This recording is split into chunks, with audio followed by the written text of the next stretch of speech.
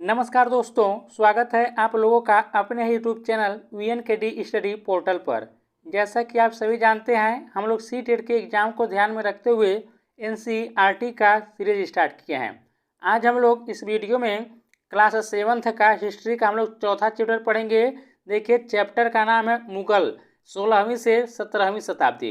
देखिए दोस्तों, यह चैप्टर आप लोगों के सी-टेट के एग्ज़ाम के लिए इतना महत्वपूर्ण है कि हर बार सी-टेट के एग्जाम में यहाँ से प्रश्न पूछता है। और देखिए, इससे पहले हम लोग जो है क्लास 6 का हिस्ट्री, पॉलिटी और ज्योग्राफी तीनों हम लोग कंप्लीट कर चुके हैं। यदि आप लोग नहीं देखें और देखना चाहते हैं तो आप लोगों को सभी वीडियो चैनल के प्लेलिस्ट में मिल जाएगा, वहाँ से आप लोग जाकर देख लीजिएगा। तो चलिए हम लोग शुरू करते हैं। चैप्टर का जो नाम है मुगल 16वीं से 17वीं शताब्दी। आइए हम लोग देखते हैं। मध्यकाल में किसी भी शासक के लिए भारतीय उपमहाद्वीप जैसे बड़े क्षेत्र पर, जहां लोगों एवं संस्कृतियों में इतनी अधिक विविधताएं हो, शासन कर पाना अत्यंत ही कठिन कार्य था। अपने पूर्ववर्तियों के विपरीत मुगलों ने एक साम्राज्य की स्थापना की और वह कार्य पूरा किया जो अब तक केवल छोटी अवधियों के लिए ही संभव जान पड़ता था। 16वीं सदी के उत्तरार्ध से इन्होंने दिल्ली और आगरा से अपने राज्य का विस्तार शुरू किया और 17वीं शताब्दी में लगभग संपूर्ण महाद्वीप पर अधिकार प्राप्त कर लिया। उन्होंने प्रशासन के ढांचे तथा शासन संबंधी जो विचार लागू किए वे उनके राज्य के पतन के बाद भी टिके रहे। यह एक ऐसी राजनैतिक धरोहर थी जिसके प्रभाव से उपमहाद्वीप में उनके पश्चात आने वाले शासक अपने को अछूता न रख सके। आज भारत के प्रधानमंत्री स्वतंत्रता दिवस पर मुगल शासकों के निवास स्थान दिल्ली के लाल किले की प्राचीर से राष्ट्र को संबोधित करते हैं। इसे आप लोग याद रखिएगा। तो देखिए, यह दिल्ली का लाल किला है जो आप लोगों को दिखाई दे रहा होगा। अब हम लोग चलिए जानते हैं कि मुगल कौन थे। तो देखिए, मुगल दो महान शासक वंशों के वंशज थे। माता की ओर से वे मंगोल शासक चंगेज खान, जो चीन और मध्य एशिया के कुछ भागों पर राज्य करता था, के उत्तराधिकारी थे, और पिता की ओर से वे ईरान, इराक एवं वर्तमान तुर्की के शासक तैमूर के वंशज थे। याद रखिएगा, मुगल जो थे वह दो शासक वंशों के वंशज थे। देखिए, माता की ओर से वे मंगोल से संबंधित थे और पिता की ओर से वे जो थे चंगेज के वंशज थे। यहाँ पर देखिए आप लोग तैमूर के वंशज थे। देखिए, परंतु मुगल अपने को मुगल या मंगोल कहलवाना पसंद नहीं करते थे। ऐसा इसलिए था क्योंकि चंगेज खान से जुड़ी स्मृतियां सैकड़ों व्यक्तियों के नरसंहार से संबंधित थी। आप लोग इसे याद रखिएगा। देखिए, ऊपर का लाइन बहुत ही इंपॉर्टेंट है। यही स्मृतियां मुगलों के प्रतियोगियों उज़बेकों से भी संबंधित थी। दूसरी तरफ मुगल तैमूर के वंशज होने पर गर्व का अनुभव करते थे, ज़्यादा इसलिए क्योंकि उनके इस महान पूर्वज ने 1398 में दिल्ली पर कब्जा कर लिया था। उन्होंने अपनी वंशावली का प्रदर्शन चित्र बनवाकर किया। प्रत्येक मुगल शासक ने तैमूर के साथ अपना चित्र बनवाया।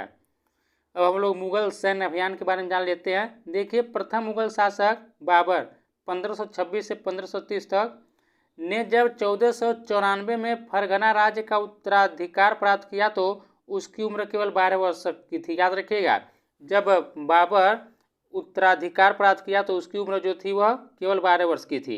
मंगोलों की दूसरी शाखा उज़बेकों के आक्रमण के कारण उसे अपनी पैतृक गद्दी छोड़नी पड़ी।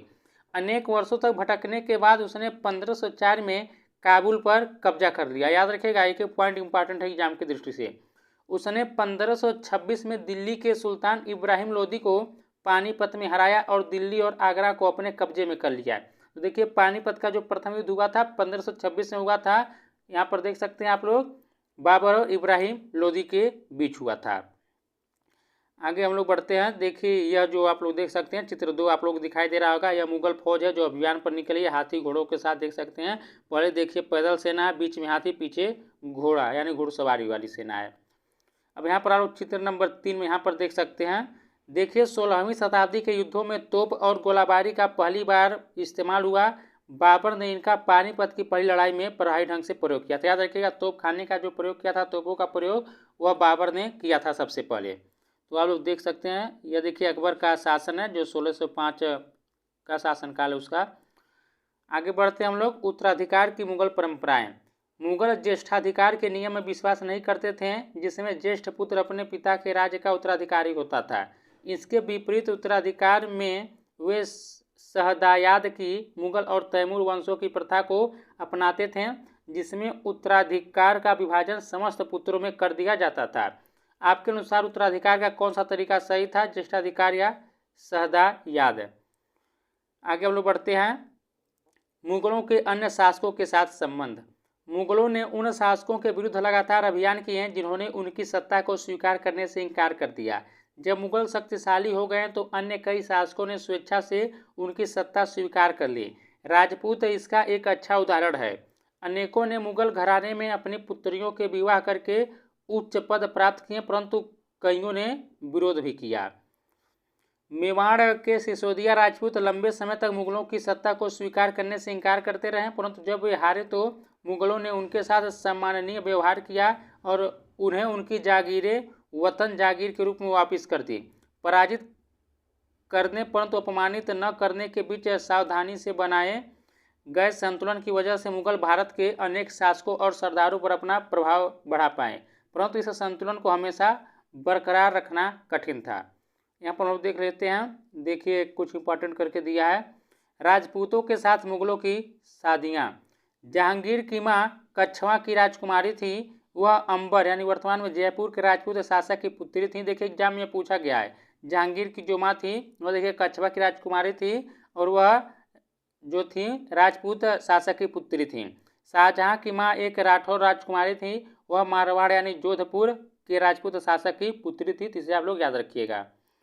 आगे बढ़ते हैं हम लोग। मनसबदार और जागीरदार। जैसे जैसे साम्राज्य में विभिन्न क्षेत्र सम्मिलित होते गए, वैसे वैसे मुगलों ने तरह तरह के सामाजिक समूहों के सदस्यों को प्रशासन में नियुक्त करना आरंभ किया। शुरू में ज़्यादातर सरदार तुर्की यानी कि तुरानी थे, लेकिन अब इस छोटे समूह के साथ साथ उन्होंने शासक वर्ग में ईरानियों, भारतीय मुसलमानों, अफगानों, राजपूतों, मराठों और अन्य समूहों को सम्मिलित किया। मुगलों की सेवा में आने वाले नौकरशाह मनसबदार का याद रखिएगा। एग्जाम में यह पूछा गया प्रश्न है कि मनसबदार किसे कहा जाता है। देखिए मुगलों की सेवा में आने वाले नौकरशाह मनसबदार कहलाते थे, इसे भी आप लोग याद रखिएगा। देखिए दोस्तों, एनसीईआरटी का एक एक लाइन सीटेट के एग्जाम के लिए बहुत ही इंपॉर्टेंट होता है, इसलिए आप लोग इन लाइनों को ध्यान से देखिए, पढ़िए और सुनिए। और यदि आप लोग अभी तक चैनल को सब्सक्राइब नहीं किया तो सब्सक्राइब कर लीजिए, वीडियो को लाइक नहीं किया तो लाइक कर दीजिएगा और शेयर कर दीजिएगा। देखिए मनसबदार शब्द का प्रयोग ऐसे व्यक्तियों के लिए होता था जिन्हें कोई मनसब यानी कोई सरकारी हैसियत अथवा पद मिलता था। यह मुगलों द्वारा चलाई गई श्रेणी व्यवस्था थी, जिसके जरिए पहला देखिए पद, दूसरा वेतन एवं तीसरा सैन्य उत्तरदायित्व निर्धारित किए जाते थे। पद और वेतन का निर्धारण जात की संख्या पर निर्भर था। याद रखिएगा, पद और वेतन का निर्धारण जात की संख्या पर निर्भर था। जात की संख्या जितनी अधिक होती थी, दरबार में अभिजात की प्रतिष्ठा उतनी ही बढ़ जाती थी और उसका वेतन भी उतना ही अधिक होता था। जो सैन्य उत्तरदायित्व मनसबदारों को सौंपे जाते थे, उन्हीं के अनुसार उन्हें घुड़सवार रखने पड़ते थे। मनसबदार अपने सवारों को निरीक्षण के लिए लाते थे। वे अपने सैनिकों के घोड़ों को दगवाते थे एवं सैनिकों का पंजीकरण करवाते थे। इन कार्यवाहियों के बाद ही उन्हें सैनिकों को वेतन देने के लिए धन मिलता था। मनसबदार अपना वेतन राजस्व एकत्रित करने वाली भूमि के रूप में पाते थे, जिन्हें जागीर कहते थे। याद रखिएगा, जागीर किन्हें कहा जाता था? तो मनसबदार अपना वेतन राजस्व एकत्रित करने वाली भूमि के रूप में पाते थे, जिन्हें जागीर कहते थे, और जो तकरीबन इक्ताओं के समान थे। परंतु मनसबदार मुक्तियों से भिन्न अपने जागीरों पर नहीं रखते थे और न ही उन पर प्रशासन करते थे। उनके पास अपनी जागीरों से केवल राजस्व एकत्रित करने का अधिकार था। यह राजस्व उनके नौकर उनके लिए एकत्रित करते थे, जबकि वे स्वयं देश के किसी अन्य भाग में सेवारत रहते थे। अकबर के शासनकाल में इन जागीरों का सावधानीपूर्वक आकलन किया जाता था ताकि इनका राजस्व मनसबदार के वेतन के तकरीबन बराबर रहे। औरंगजेब के शासनकाल तक पहुँचते पहुँचते स्थिति बदल गई। अब प्राप्त राजस्व मनसबदार के वेतन से बहुत कम था। मनसबदारों की संख्या में भी अत्यधिक वृद्धि हुई, जिसके कारण उन्हें जागीर मिलने से पहले एक लंबा इंतजार करना पड़ता था। इन सभी कारणों से जागीरों की संख्या में कमी हो गई। फलस्वरूप कई जागीरदार जागीर रहने पर यह कोशिश करते थे कि वे जितना राजस्व वसूल कर सकें कर लें।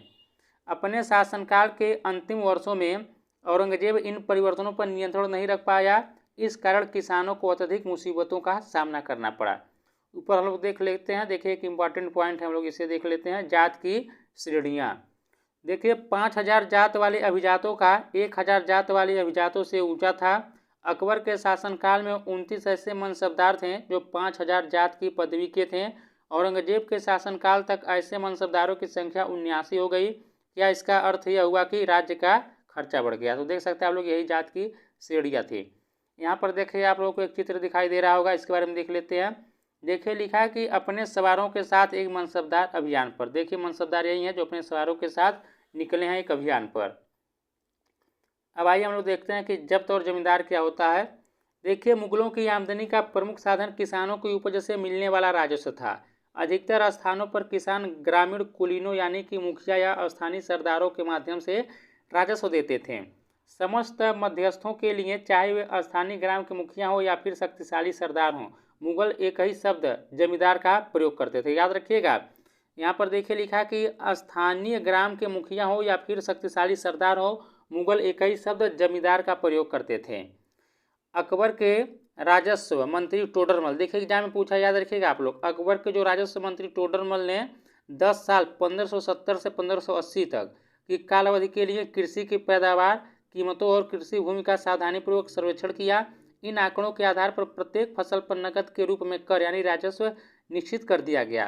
प्रत्येक सूबे यानी कि प्रांत को राजस्व मंडलों में बांटा गया और प्रत्येक की हर फसल के लिए राजस्व दर की अलग सूची बनाई गई। राजस्व प्राप्त करने की इस व्यवस्था को जब्त कहा जाता था। याद रखिएगा, जब्त किसे कहा जाता था? यह व्यवस्था उन स्थानों पर प्रचलित थी जहां पर मुगल प्रशासनिक अधिकारी भूमि का निरीक्षण कर सकते थे और सावधानीपूर्वक उनका हिसाब रख सकते थे। ऐसा निरीक्षण गुजरात और बंगाल जैसे प्रांतों में संभव नहीं हो पाया। याद रखिएगा, पूछ लेगा कि ऐसे किन दो प्रांतों में यह निरीक्षण संभव नहीं हो पाया, तो देखिए गुजरात और बंगाल जैसे प्रांतों में। यहाँ पर देखिए आप लोग एक चित्र दिखाई दे रहा होगा, अभी हम लोग इसके बारे में पढ़ेंगे। कुछ क्षेत्रों में जमींदार इतने शक्तिशाली थे कि मुगल प्रशासकों द्वारा शोषण किए जाने की स्थिति में वे विद्रोह कर सकते थे। कभी कभी एक ही जात के जमींदार और किसान मुगल सत्ता के खिलाफ मिलकर विद्रोह कर देते थे। 17वीं शताब्दी के आखिर से ऐसे किसान विद्रोहों ने मुगल साम्राज्य के अस्थायित्व को चुनौती दी। यह देखिए चित्र 5, इसमें लिखा है कि शाहजहां के राज्यकाल के एक लघु चित्र के ब्यौरे। यहाँ जहांगीर के समय के भ्रष्टाचार को दिखाया गया। यहाँ पर देखिए भ्रष्ट अफसर जो है वह रिश्वत लेते हुए एक कर अधिकारी गरीब किसानों को सजा देते। देखिए एक कर अधिकारी है जो गरीब किसानों को सजा दे रहा है और ऊपर जो है एक भ्रष्ट अधिकारी है जो है रिश्वत ले रहा है। आगे बढ़ते हैं हम लोग। देखिए अकबरनामा और आईने अकबरी। देखिए एग्जाम में इसके बारे में पूछा गया है, इसको आप लोग ध्यान दीजिए, इसको देखिए। अकबर ने अपने करीबी मित्र और दरबारी अबुल फजल को आदेश दिया कि वह उसके शासनकाल का इतिहास लिखे थे। देखिए एग्जाम पूछ सकता है कि अकबर के शासनकाल का इतिहास किसने लिखा है, तो अबुल फजल ने लिखा। अबुल फजल ने यह इतिहास 3 जिल्दों में लिखा और इसका शीर्षक है अकबरनामा। तो याद रखिएगा, अकबरनामा जो लिखा गया है वह अबुल फजल के द्वारा लिखा गया है। पहली जिल्द में अकबर के पूर्वजों का बयान है और दूसरी अकबर के शासनकाल की घटनाओं का विवरण देती है। तीसरी जिल्द आईने अकबरी है। याद रखिएगा, तीसरी जो है आईने अकबरी है। इसमें अकबर के प्रशासन, घराने, सेना, राजस्व और साम्राज्य के भूगोल का ब्यौरा मिलता है। इसमें समकालीन भारत के लोगों की परंपराओं और संस्कृतियों का भी विस्तृत वर्णन है। आईने अकबरी का सबसे रोचक आयाम है विविध प्रकार की चीज़ों, फसलों, पैदावार, कीमतों, मजदूरी और राजस्व का सांख्यिकी विवरण। तो यहाँ पर देख सकते चित्र आपको दिखाई दे रहा है, अबुल फजल से अकबरनामा लेते हुए अकबर। तो आप लोग यहाँ पर देख सकते हैं। आगे बढ़ते हैं हम लोग। जागीर के दरबार पर नूरजहां का प्रभाव। देखिए मेहरुन्निसा ने 1611 में जहांगीर से विवाह किया। याद रखिएगा, मेहरुन्निसा ने 1611 में जहांगीर से विवाह किया और उसे नूरजहां का खिताब मिला। नूरजहां हमेशा जहांगीर के प्रति अत्यधिक वफादार रही और उसको समय समय पर सहयोग देती रही।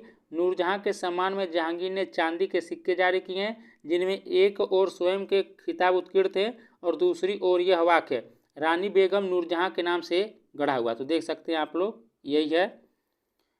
बाईं ओर दिया गया दस्तावेज नूरजहां द्वारा जारी किया गया आदेश यानी फरमान। चौकोर मुहर बताती है उदात्त और महान महारानी नूरजहां पादशाह बेगम का आदेश। गोल मुहर के अनुसार शाह जहांगीर के प्रताप से महारानी चंद्रमा जैसी वैभवशाली बन गई। हम कामना करते हैं कि नूरजहां पातशाह इस युग की सर्वोत्तम महिला बने। देखिए इन्हीं सब के बारे में यह लिखा गया है, यह नूरजहां का फरमान है। देखिए हम लोग सुलह कुल की नीति के बारे में जान लेते हैं, एग्जाम में बहुत बार यहाँ से पूछा गया है सुलह कुल नीति क्या होता है। देखिए अकबर की सुलह कुल की नीति का उनके पुत्र जहांगीर ने इस प्रकार वर्णन किया है। ईश्वरीय अनुकंपा के विस्तृत अंचल में सभी वर्गों और सभी धर्मों के अनुयायियों की एक जगह है, इसलिए उसके विशाल साम्राज्य में जिसकी चारों ओर की सीमाएं केवल समुद्र से ही निर्धारित होती थी, विरोधी धर्मों के अनुयायियों और तरह तरह के अच्छे बुरे विचारों के लिए जगह थी। यहाँ असहिष्णुता का मार्ग बंद था। यहाँ सुन्नी और शिया एक ही मस्जिद में इकट्ठे होते थे और ईसाई और यहूदी एक ही गिरजे में प्रार्थना करते थे। उसने सुसंगत तरीके से सार्वत्रिक शांति यानी कि सुलह कुल के सिद्धांत का पालन किया। आगे बढ़ते हैं हम लोग 17वीं शताब्दी में और उसके पश्चात मुगल साम्राज्य। अभी तक तो हम लोग 16वीं शताब्दी के बारे में देख रहे थे।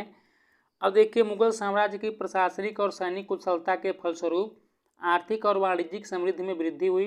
विदेशी यात्रियों ने इसे वैसा धनी देश बताया जैसा कि किस्से कहानियों में वर्णित होता रहा है, परंतु यही यात्री इसी प्रचुरता के साथ मिलने वाले दरिद्रता को देखकर विस्मित रह गए। सामाजिक असमानताएं साफ दिखाई पड़ती थी।